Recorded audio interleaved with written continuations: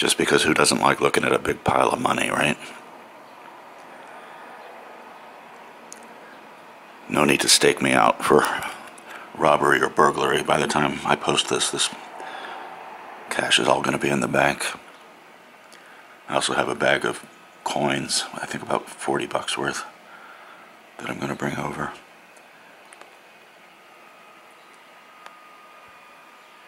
Just thought I'd share. And by the way, if that looked like a lot of money, don't kid yourself. That would not even have paid the rent. Not that that was my intended use for it, but just fun to look at money once in a while. I don't keep any quantity of cash to speak of, just lying around. But for a long time I had a bucket full of coins, because at some point a couple of factors came together to contribute to me just suddenly having a lot of coins.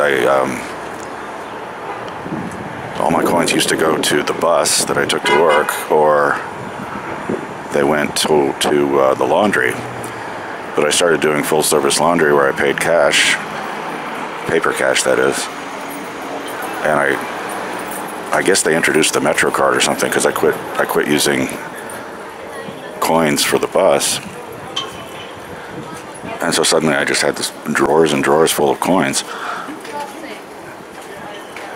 But when I decided to use that money to purchase a Mission recliner chair, it was one of the first things I remember in New York was going to Macy's and seeing that they had this beautiful Mission recliner chair that was $1,000 bucks. And I had no money at the time. I had less than no money. I owed like 5 figures in student loans, and I had the restitution payments for that FBI Secret Service nonsense. But I said someday I'm gonna have some money and I'm gonna buy that thing. And that was my goal with suddenly having all these coins piling up, was I'm gonna use that money to buy myself that Mission recliner, and that's what I did. I remember marching into Macy's one day.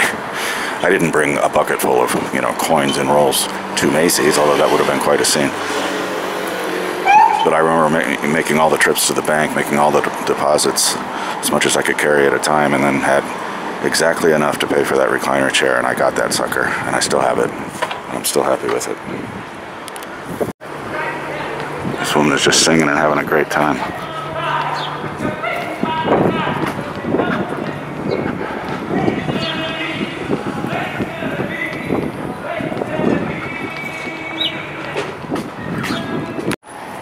Here's that crane that I posted a short video of a few days ago. I thought it was gone, but they just folded it up. Somebody in passing told me that pile of stuff is new subway tracks. So that'll be interesting to see.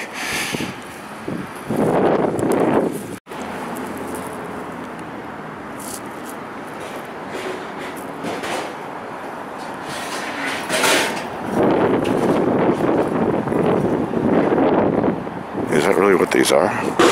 They look wood. Maybe they're just wrapped up in this.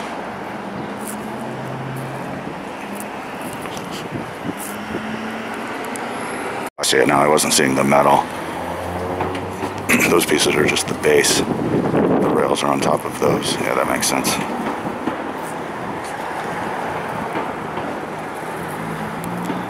Then speaking again of money, I've been holding on to this 5 because a grocery store clerk refused it, saying it was not legal, or she said it was just bad. And I said, I think I'm totally right about this, that this is a legal bill, because it has to be 2/3 intact. But it wasn't worth getting into a pissing match over. I didn't want to knock her off her power trip, but she still scowls at me every time I come in now over this little, over this encounter. Maybe she's always scowled at me and I just didn't pay attention. But now I'm afraid to try to spend it elsewhere, because maybe there'll be an altercation. Somebody will punch me. I was trying to find, I just spent a couple of minutes trying to find my $2 bills. I think I have either 2 or 3 of them that I've had since whenever they came out. I collected a few of them, and they're pretty cool. They're pretty cool bills. You never see them anymore. And of course you see a lot less cash these days, but if I find my $2 bills, I'll show them off.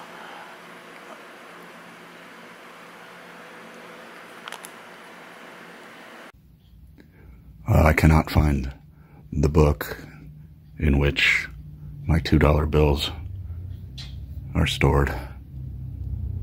But as long as I'm looking at my books, why don't we look at my books?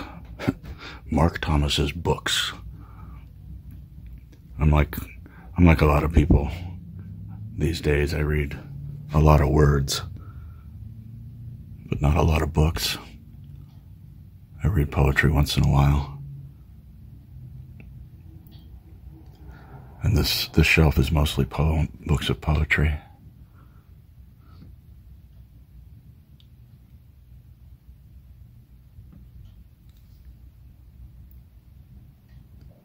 Some of these books I've had since like 7th or 8th grade.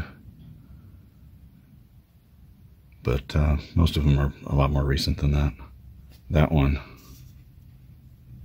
Ugh. That one I think I've had since the 7th or 8th grade.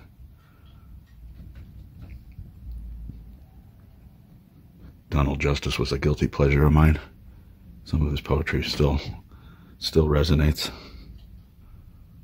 Charles Olson, his poetry really made no sense to me at all until I saw him read some of it.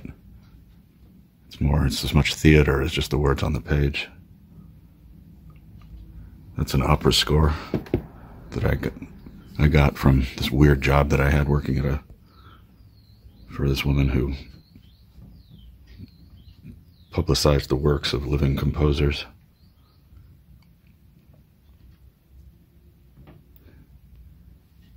And then this is my music shelf for the most part.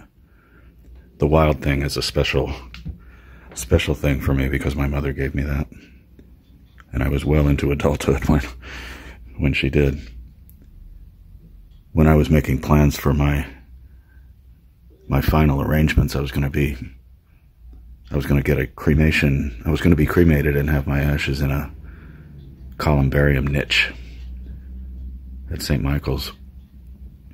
And the Wild Thing is going to be in there. Wherever I end up, the Wild Thing is going to be in my niche. I don't think it's going to be St. Michael's anymore. I changed my mind because those guys suck. But anyway, these are all my books about music history. And I remember a friend of mine was over here once. He saw this on my shelf. And he said, you know, when I saw that, I would have assumed the book was about you. And it's probably not much of an exaggeration to say that there was a short period of time where I was better known as Sorabji than the real Sorabji, but I don't think that's true anymore. And these are the old books. I mean, they're not any older than some of the others, but these are all the books I was reading in the early 90s, I think. I had a brief but sort of laughable dip into the world of S&M. And I still have those books that you see there, the red one. Just because it was just an interest. It wasn't something I really wanted to dive into. And the Elaine Pagels books, I think of those once in a while. She was talking about how early references to God referred to God as a female or even gender neutral.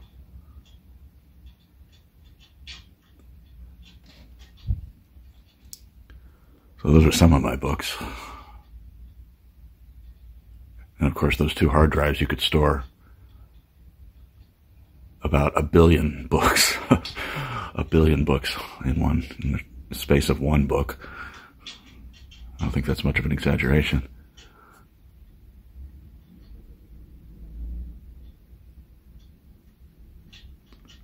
So that's one of my shelves. These shelves used to house all of my Etude music magazines. I had probably over 1,000 of them at one point. It's the reason I have 2 sets of shelves when I really only need 1 now. Well, I'll show you my other set of shelves. That's actually the good stuff. It's all my sheet music. But the the Etude magazine. I still have a few. It's actually still somewhat famous for this cover. Etude was a classical music magazine, and they just had a real hard-on about jazz. As this somewhat ridiculous cover shows. Sounds like the name of a band, The Jazz Problem. But I had, like I said, over 1,000 copies of that thing with duplicates and everything. And I built a pretty good website around it, if I say so myself. But one thing led to another, and it just became impossible to maintain. But I scanned thousands of pages from these magazines. If you want to look for it, it's etudemagazine.com. But I got rid of all of those all at once.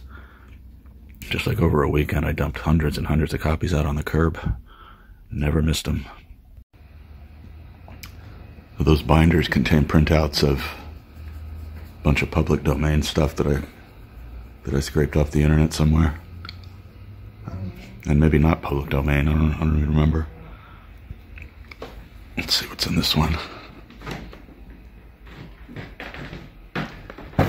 Certainly some dust. This is an arrangement of what was that anyway? The Nutcracker. I don't remember who arranged that. I think it might have been Mikhail Plentev, if I remember his name right. Yeah, I used to be able to play all of this. I probably still could if I had the motivation. It's a pretty tough piece. And by the way, probably not public domain. I don't remember where I got this. But I printed out hundreds of pages like that. That's what these other binders are. And this is all alphabetical by composer. Starts with Adams. John Adams. And then this will be the Alcan. And then you got all this Bach, J.S. Bach, and a couple other Bachs in there, I think. There's Samuel Barber, a couple of Bartok volumes, a lot of Beethoven, of course. Beethoven Liszt, the symphonies arranged for solo piano. William Bolcom, this is a great collection, the William Bolcom Ragtimes, or Rags for piano. I was skeptical of those at first because he came to ragtime so late in life, and it's hard not to think he was getting on some kind of bandwagon, but I think he was for real. And here again, some of these books have been around since I was in, well, as long as I played piano. Well, I don't know about that. The early stuff I probably wouldn't have around, the learning materials, but then again, why wouldn't I? This is all Chopin that my mother bought in Poland in the 1960s. So these are from before I was even born. And as you can see, they're kind of falling apart. And Chopin continues down here. Chopin, the Clementi sonatas are some of the most underrated sonatas out there in the repertoire. Couperin, the keyboard works. I didn't really warm up to those. Oh, and this is a piece that a friend of mine in college wrote. 30 Variations on a Theme by Mark Thomas.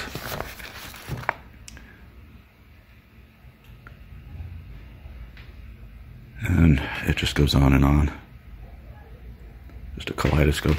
Yeah, these books have been around since before I was born, too. My mother got these, maybe in Poland, too, the Haydn sonatas. Not all of them. Not a complete collection. This is a book I bring out a lot. Joplin was such a great composer.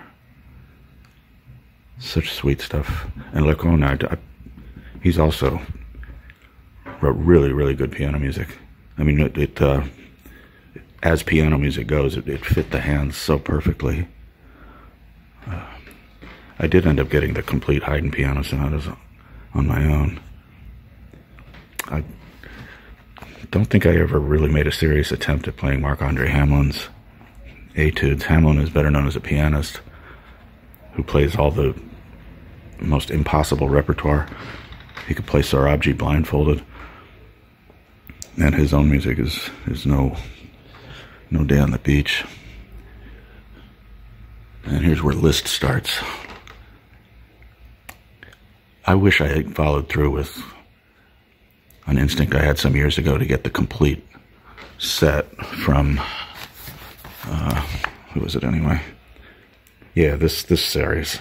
It was only like $2,000 for, I don't remember how many volumes, maybe 100 volumes.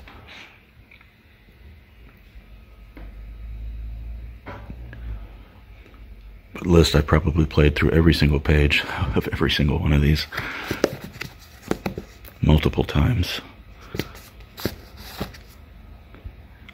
Mettner it's also underrated, but really good quality piano music. This is one of my favorite books, the Jelly Roll Morton transcriptions. They were transcribed from recordings, but it is one of the worst bindings I've ever encountered for a piano book, for a piano volume. You cannot keep it open. It's really stupid. So I was happy to find that somebody had scanned it, or scanned at least most of it, so I can play it off my sheet music tablet. Jonathan Powell wrote this Sonata Teutonica. I had no idea until just the last few years that he was a sort of proto-white supremacist.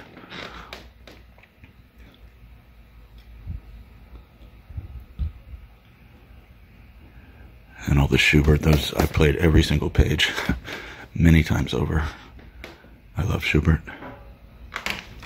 I actually went so far as to buy a second copy of that Jelly Roll Morton thing with the purpose of destroying it and scanning it. But then I later learned that someone had already done that. And these books are too tall to fit on the bottom shelf. There's the Tchaikovsky Concerto that I played in college. I have like 3 or 4 copies of that. Not sure why I thought I needed extras. I just didn't want to lose them. Who's this?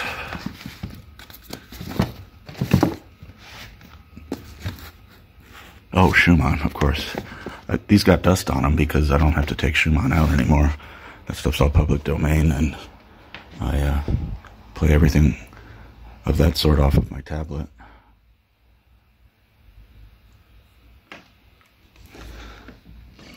But yeah, this is the good stuff.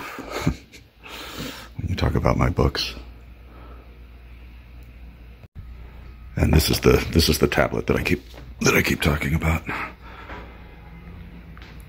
With 1 terabyte of storage, you basically have the complete canon of Western classical music at your fingertips. It is kind of incredible how things change like that.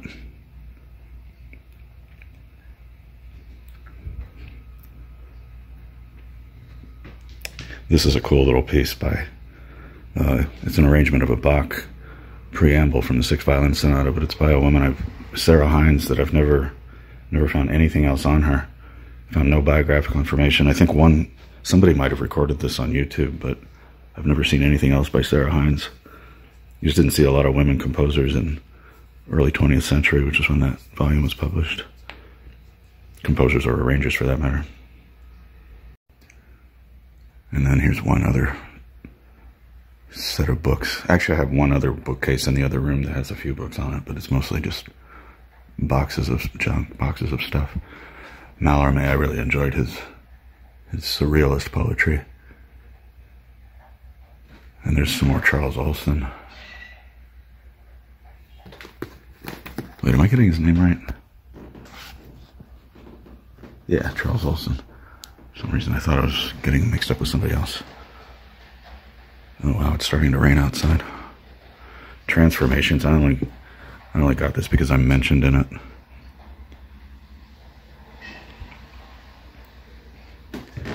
What's this one? Ben Kachor.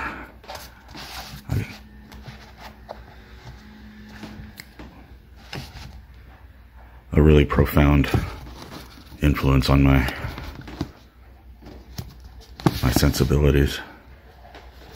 Oh, that's right, I forgot I got this. I was researching into the story about how Socrates Sculpture Park, is part of its perimeter is surrounded with stones from St. Michael's Cemetery. And I've talked enough about that that I don't need to repeat it, but I thought that book might have some reference to that, but it doesn't. Yeah, the Sacred Harp. If you've never heard Sacred Harp, you really owe it to yourself to find some. It's like somebody said about Horowitz, the pianist. He said hearing Horowitz for the first time makes you feel as if you've been deaf your whole life. And that was my reaction to the Sacred Harp when I first heard it.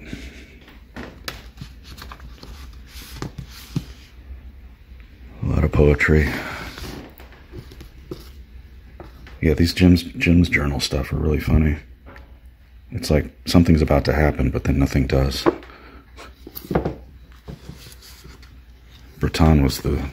Oh, you know, when I was referring to Mallarmé, I thought I was thinking of Breton as the surrealist poet. Yeah. Well, this stuff I really like. It's very strange.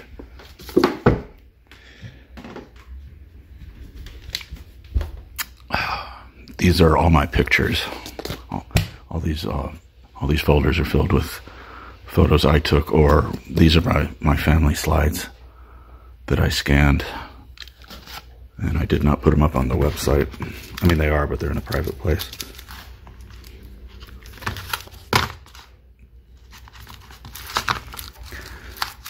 Yeah, I took my photography pretty seriously for a little while.